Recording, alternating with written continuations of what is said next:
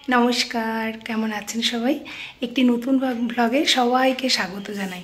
আমার কাছের বন্ধু, দূরের বন্ধু সকলের জন্য রইল মোস্ট ওয়েলকাম।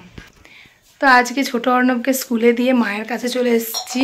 এই যে মা এখানে এখন গোপু সোনাকে তুলে দেবে, মা একটু পূজা টুজা করবে। আর আমি মানে সকাল সকালে যে স্নানও করে নিয়েছি, অনেকটা সকালে উঠেছি, 5টা নাগাদ উঠেছি। 5টা নাগাদ উঠে ওর জন্য মানে দাদা বললো যে কি নেবে, আজকে থেকে ওর নতুন স্কুলে এক্সাম শুরু হলো। তো কি এক্সাম দেবে সেটা তো জানি না, কারণটা হচ্ছে ও তো এই 5-6 দিন মাত্র এসছে, তার মধ্যে আজকে যদিও ড্রয়িং পরীক্ষা। তো এরপরে তো অন্যান্য সাবজেক্টগুলো যে কি করবে জানি না, কারণ ওই আগে যেহেতু ওটা সিবিএসসি বোর্ড ছিল, তো ওইখানে তো ওর মানে অন্যান্য অ্যানুয়াল এক্সামটা এখনই হলো, ফলে তখন তো এই পড়াগুলো পড়েই নি, বইগুলো পুরো মানে আলমারির মধ্যে ঢোকানো ছিল। তো সেই জন্য এবার এখানেরটা তো কোনো চাপই দিইনি।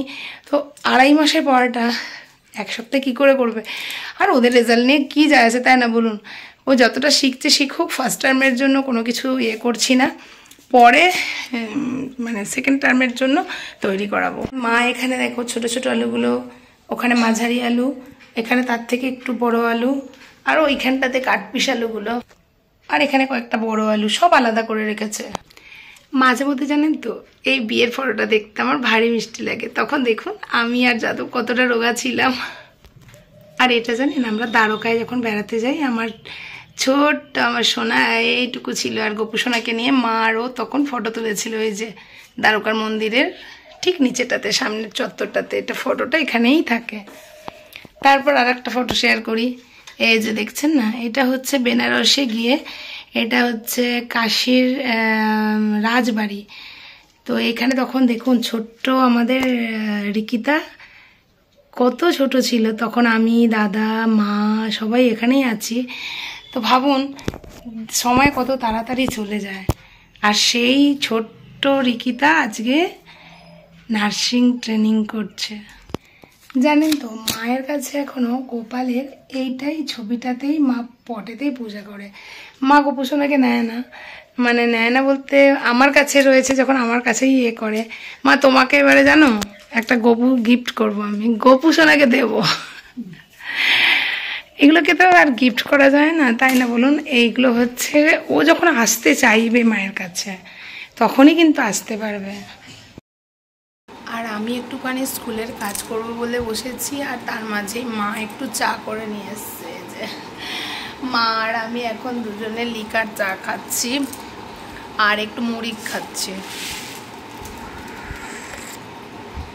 আর চোখে পাওয়ার এসছে বলে একটু চশমাটা মাঝে মধ্যে না পড়লে আবার একটু সামনের কাছের লেখা দেখতে একটু অসুবিধাও হচ্ছে। তো ভাত রান্না বসিয়ে দিয়েছে কাঠে, এই যে মাছের ঝোল, পটল দিয়ে মাছের ঝোল, করলা ভাজা, আলু ভাজা। আর ওদিকে যাদব এসে গেছে, ওই যে কি করবে বলে যেন বলো, ওই বাদাম গাছে ঘাস হয়েছে, ওইগুলো একটু চাষি তুলে দেবো। চাষি হয়েছে আপনাদের দাদা, বড় চাষি হয়ে গেছে। আর জানেন তো আমার স্কুলে শ্রদ্ধেয় ম্যাডামরা আবার আমার মেয়ের ওই জন্মদিন উপলক্ষে আবার গিফট দিচ্ছে আমার হাতেই তুলে। কি বলি বলুন তো? ভাত খাচ্ছ? অনেক কিছু হয়েছে। তো এখানে হয়েছে ভাত, এখানে হয়েছে মাছের, রুই মাছ দিয়ে পটল দিয়ে ঝোল, এখানে হচ্ছে টমেটোর চাটনি, এখানে হচ্ছে আলু ভাজা পেঁয়াজ দিয়ে। তুমি খাবে? তাহলে চলে এসো।